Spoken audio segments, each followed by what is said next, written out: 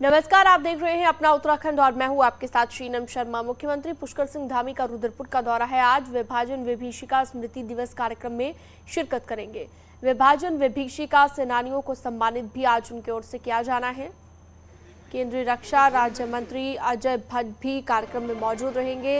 मुख्यमंत्री धामी सुबह 11 से 12:45 तक इस कार्यक्रम में मौजूद रहेंगे।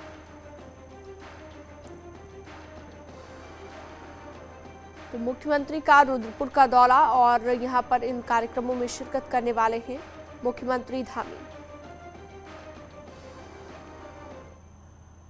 चंपावत दौरे पर पहुंचे सीएम पुष्कर सिंह धामी तिरंगा यात्रा में भी शामिल हुए। कार्यक्रम में पहुंचने पर सीएम ने कहा कि तिरंगा हमारी आन बान शान है। हर घर में तिरंगा लगना चाहिए क्योंकि तिरंगा हमारा मान, सम्मान और अभिमान है। और इस तिरंगे के लिए हजारों लोगों ने अपना बलिदान दिया है। और तिरंगा हमारी आन बान और शान है। हर घर में तिरंगा लगना चाहिए, हर घर में तिरंगा होना चाहिए, हर घर में तिरंगा दिखना चाहिए, क्योंकि तिरंगा हमारा मान, सम्मान और स्वाभिमान है। इस तिरंगे के लिए, भारत की आजादी के लिए, देश के अंदर देश को आजाद कराने के लिए न जाने कितने लोगों ने अपना बलिदान दिया। राज्यसभा सांसद अनिल बलूनी ने भी अपने घर पर तिरंगा फहराया है। अपने घर पर अनिल बलूनी ने तिरंगा फहराया और आजादी के 75 साल पूरे होने को ऐतिहासिक पल बताया है।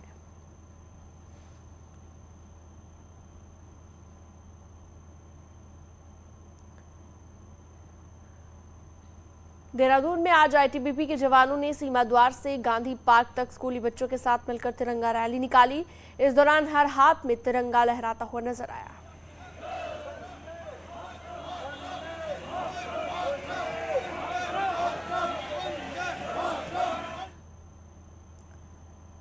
देहरादून पुलिस ने आज 100 मीटर लंबे तिरंगे के साथ राजधानी में तिरंगा यात्रा निकाली। पुलिस के सभी अधिकारी कर्मचारी रैली में हिस्सा लेते हुए नजर आए हैं। सुबह 8 बजे पुलिस लाइन से ये रैली रवाना हुई और घंटा घर होते हुए शहर भर में पूरे दल बल के साथ तिरंगा लहराता नजर आया।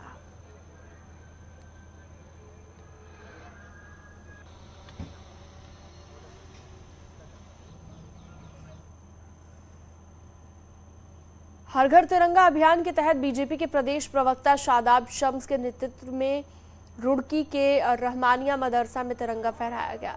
इस मौके पर मदरसे के मौलाना अरशद अहमद कासमी, दर्जनों मुस्लिम धर्मगुरु और मुस्लिम तलबाओं ने हिस्सा लिया। भारत माता की जय, माँ मेरा वतन हिंदुस्तान जिंदाबाद के नारे भी यहाँ पर लगाए गए। इसके बाद रुड़की बाजार में मुस्लिम समाज के लोगों ने तिरंगा यात्रा निकाली।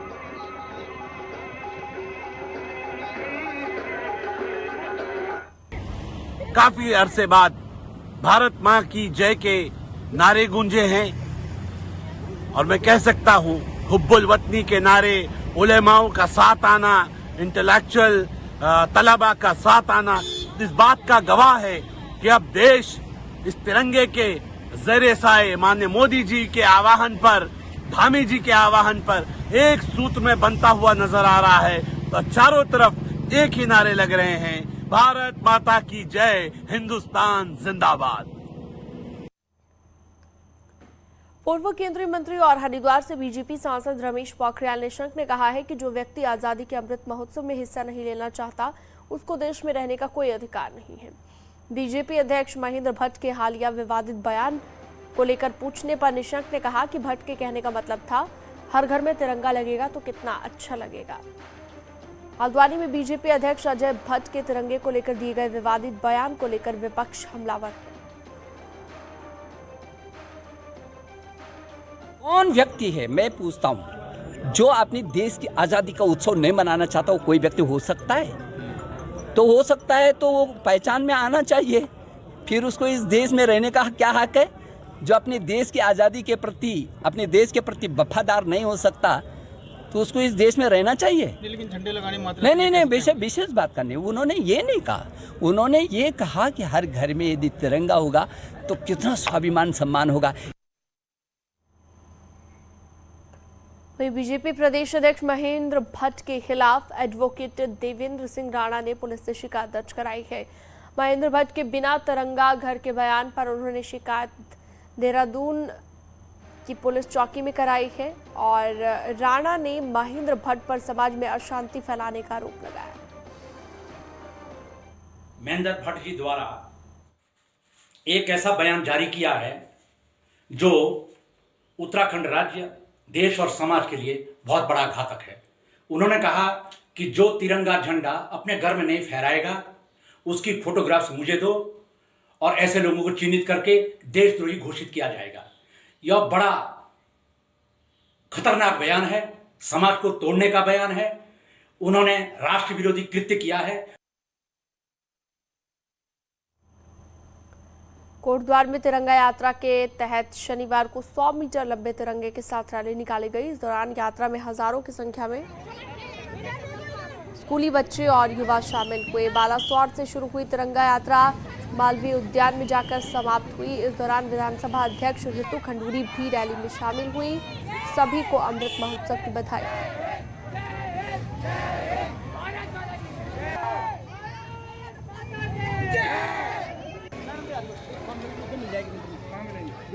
हम इस प्रयत्न में हैं कि कोटद्वार के हर घर में 15 तारीख को तिरंगा लहराएगा और हम लोग खुशी से अपने इंडिपेंडेंस डे मनाएंगे। आज़ादी के 75 साल पूरे होने के मौके पर हर कोई अलग अलग तरह से इसे सेलिब्रेट कर रहा है। देहरादून में इंस्टीट्यूट ऑफ होटल मैनेजमेंट के स्टूडेंट्स ने इस मौके पर 75 फूड आइटम्स तैयार की और इसमें मिठाई, केक, सैंडविच, मोमोज और जूस को तिरंगे के 3 रंगों के साथ तैयार किया गया है। मंत्री सतपाल महाराज ने इसे स्पेशल ट्रीट बताया। तिरंगा के 3 रंगों का उपयोग किया है। मैं सभी प्रधानाचार्य को और सभी शिक्षकों को और विद्यार्थियों को बहुत बहुत बधाई देता हूं। ये बड़ा अच्छा इनोवेशन है और बड़ा अच्छा ये क्रिएटिविटी है। उत्तराखंड अधीनस्थ सेवा चयन आयोग में हुए पेपर लीक के मामले में अब हर दिन नई परतें खुलती जा रही हैं। घोटाले की पड़ताल कर रही स्पेशल टास्क फोर्स यानी कि एसटीएफ अभी तक 18 लोगों की गिरफ्तारी कर चुकी है। एसटीएफ की पकड़ में एक जिला पंचायत का सदस्य हाकम सिंह आया है। राजनीति और ब्यूरोक्रेसी में पहुंच रखने वाले हाकम सिंह की कई फोटो सोशल मीडिया पर वायरल है। सूत्रों का कहना है कि हाकम सिंह की गिरफ्तारी के बाद एसटीएफ की नजर उत्तरकाशी की एक क्षेत्र पंचायत सदस्य पर है। अगले 1-2 दिन में इस मामले पर एक्शन देखा जा सकता है। शनिवार को आयोग के सचिव संतोष बड़ोनी को कार्य मुक्त कर दिया गया और उनकी जगह सुरेंद्र सिंह रावत को अधीनस्थ चयन सेवा आयोग का नया सचिव बनाया गया है और साथ ही खाली पड़ी परीक्षा नियंत्रक की जिम्मेदारी पीसीएस अफसर शालिनी नेगी को दी गई।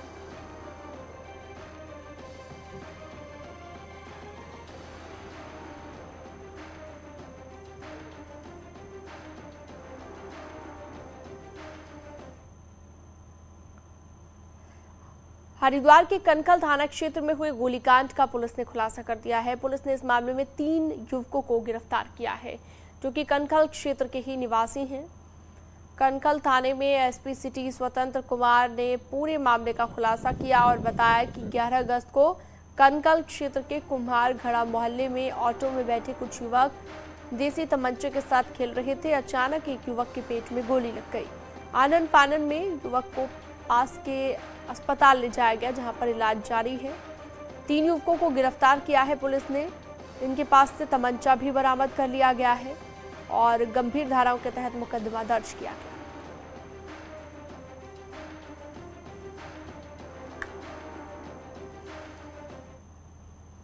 मैं 11 तारीख की शाम को कुछ लड़के एक पुराने ऑटो में बैठ के और एक तमंचे के साथ छेड़छाड़ कर रहे थे। अचानक उसमें गोली चलने से एक लड़के को पेट में गोली लगी जिसको तत्काल बंगाली हॉस्पिटल में एडमिट कराया गया जहां पे उसका ऑपरेशन हुआ और फिर उन तीनों को रवि, करण, कन्नू और नितिन, इन तीनों को गिरफ्तार किया गया है। देहरादून से बड़ी खबर जहां पर आज अगले 24 घंटे में 5 जिलों में बारिश का येलो अलर्ट है। चमोली, बागेश्वर, पिथौरागढ़ और चंपावत में कुछ इलाकों में तेज बारिश की संभावना जताई जा रही है। देहरादून में भी हल्की बारिश का पूर्वानुमान, मौसम विभाग की ओर से एडवाइजरी जारी की गई।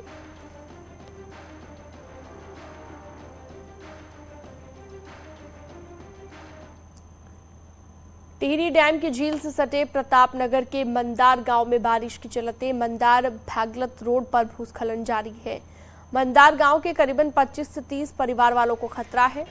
गांव वालों का कहना है कि बारिश और लगातार टिहरी झील का जलस्तर बढ़ने से भूस्खलन और भूधंसाव हो रहा है। लंबे वक्त से सुरक्षा वॉल निर्माण की मांग है, जिस पर कोई ध्यान नहीं दिया जा रहा है। जब कोई बड़ी दुर्घटना होगी तब अधिकारियों का ध्यान जाएगा। ग्राम पंचायत मंदार में मंदार बेगल सड़क पर यहाँ पर भारी रूप से भूस्खलन हो रहा है और इस जहाँ पे भूस्खलन हो रहा है इसके ऊपर कम से कम 20 से 30 परिवार निवास करते हैं। उनके घरों को खतरा हो गया है। मैं शासन प्रशासन से अनुरोध करूंगा कि शीघ्रता से शीघ्र यहाँ पर प्रोटेक्शन कार्य करवाया जाए ताकि उन घरों को बचाया जा सके। और चलिए अब आपको सीधा लिए चलते हैं जहां पर तिरंगा यात्रा निकाली जा रही है और सीएम योगी आदित्यनाथ हरी झंडी दिखा रहे हैं इस तिरंगा यात्रा को। देश की आन बान शान तिरंगा है। अब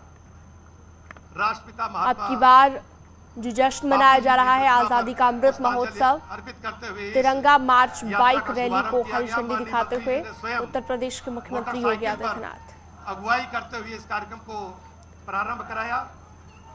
लखनऊ से ये सीधी तस्वीरें आप देख रहे हैं। आजादी का अमृत महोत्सव देश मना रहा है। आजादी का जो जोश है, जो उत्साह है, जो प्रसन्नता चेहरे पर है, वो आप देख सकते हैं। हर घर तिरंगा अभियान, मुख्यमंत्री जी जब हमारे मध्य इसी के तहत तिरंगा यात्राएं निकाली जा रही हैं देश भर के अलग अलग हिस्सों में। और ये लखनऊ की तस्वीरें जहां पर तिरंगा मार्च बाइक रैली को हरी झंडी दिखाते हुए उत्तर प्रदेश के मुख्यमंत्री योगी आदित्यनाथ। एक संदेश पूरे प्रदेश में, पूरे राष्ट्र में यह गूंज रहा है कि माननीय मुख्यमंत्री जी, आप जिनके करीब होते हैं, आप जिनके करीब होते हैं वो बड़े खुशनसीब होते हैं। आज यह खुशनसीबी उत्तर प्रदेश होमगार्ड संगठन को हासिल है और यह सब कुछ आपका दिया हुआ है। उसी की प्रतिकृति, उसी का प्रदर्शन करके हम धन्य और कृतार्थ हैं। आपने अवसर हमें प्रदान किया। हम स्थापना दिवस पर आपकी प्रतीक्षा करते हैं और आपकी व्यस्तताओं के बीच में हम हमेशा आशा और विश्वास से इस कार्यक्रम को हमेशा संजोते हैं। जब अवसर मिलता है तो हम आपके सामने उसे प्रदर्शित करने का प्रयास करते हैं।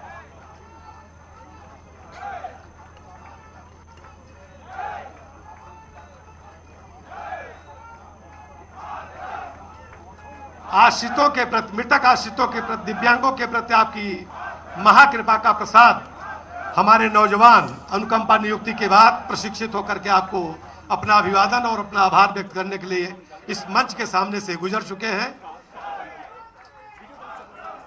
आपके आशीर्वाद से हजारों हमारे नवयुवक पूरे प्रदेश में प्रशिक्षण के आयाम पूरे करते हुए जब अवसर मिलता है आपको अपना आभार, अपना धन्यवाद ज्ञापित करने का प्रयत्न करते हैं। माननीय मुख्यमंत्री जी के लिए फिर से एक बार जोरदार तालियां बजा करके अभिनंदन करें।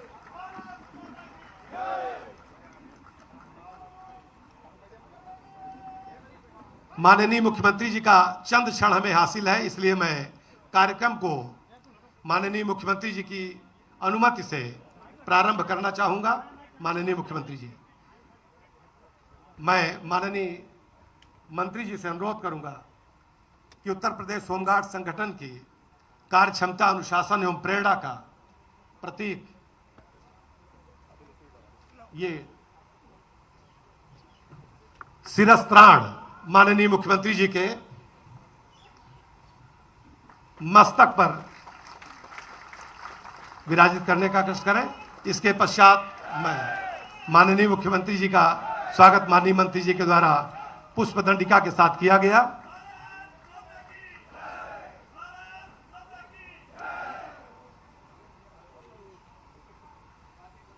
माननीय मुख्यमंत्री जी कि इस कार्यक्रम को आगे बढ़ाते हुए मैं पुलिस महानिदेशक होमगार्ड महोदय से अनुरोध करूंगा कि अपने श्रीमुख से स्वागत भाषण करने का कष्ट करें। माननीय मुख्यमंत्री जी,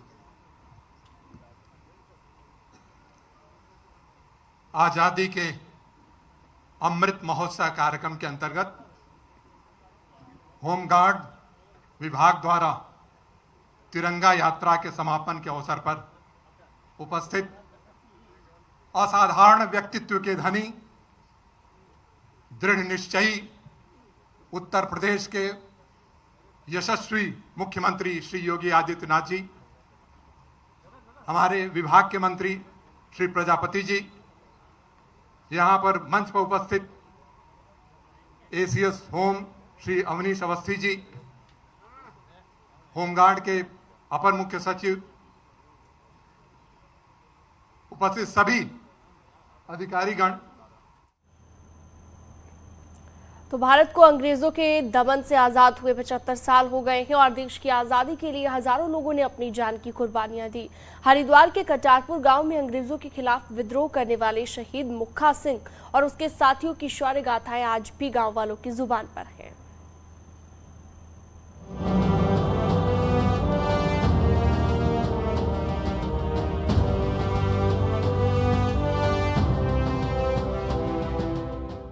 हरिद्वार शहर से कुछ ही दूरी पर बसे गांव कटारपुर को शहीदों के गांव कटारपुर के नाम से भी जाना जाता है। साल 1918 में ब्रिटिश हुकूमत के एक अधिकारी ने दूसरे समुदाय के त्योहार पर गायों के कत्लेआम का फरमान दे दिया था। अंग्रेजों का ये फरमान ग्रामीणों को नागवार गुजरा। जब गौ हत्या की जा रही थी तब आजादी के दीवाने रहे मुक्ता सिंह चौहान के नेतृत्व में ग्रामीणों ने अंग्रेजी सिपाहियों पर हमला बोल दिया और गायों को आजाद कराया। तब से हम 8 फरवरी को गांव प्रतिवर्ष एक मेले का आयोजन करते हैं, जिस पे अपने बुजुर्गों को श्रद्धांजलि दी जाती है। ग्रामीणों के इस कदम से अंग्रेजों की नींद उड़ गई, जिसके बाद 133 ग्रामीणों को गिरफ्तार कर काला पानी की सजा सुनाई गई और साल 1920 में मुक्ता सिंह चौहान समेत बागियों को फांसी पर लटका दिया गया। 1947 में देश की आजादी के बाद ग्रामीणों ने शहीदों की याद में स्मारक बनाया और आज भी यहाँ पर हर साल शहीदों की याद में मेला लगता है। हालांकि शहीदों के परिवार और ग्रामीणों ने इन गुमनाम नायकों को जरूरी सम्मान और दर्जा दिलाने की काफी कोशिश की, पर अभी तक सरकारों ने शहीदों को उनके हक का सम्मान नहीं दिया है। 4 आदमियों को फांसी हुई जी यहाँ। नंबर 1 मुक्खा सिंह, नंबर 1 ब्रह्मदास जी, नंबर 1 लाला जानकी प्रसाद जी और एक थे डॉक्टर पूर्ण प्रसाद जी। 133 आदमियों को यहाँ काला पानी की सजा हुई है। साल 1918 में गोकशी के लिए सुनाए गए अंग्रेजों के फरमान के खिलाफ अपनी आवाज़ बुलंद करने वाले मुक्खा सिंह की बहादुरी के किस्से आज भी गांव भर में आम हैं। शहीदों के परिवार निराश इस बात से हैं कि सरकार की घोषणाओं के बावजूद भी शहीदों को उचित सम्मान नहीं मिल सका है। न्यूज़ 18 पुलकित शुक्ला, हरिद्वार। और यहाँ रुकते एक छोटे से ब्रेक के लिए। आप देख रहे हैं न्यूज़ 18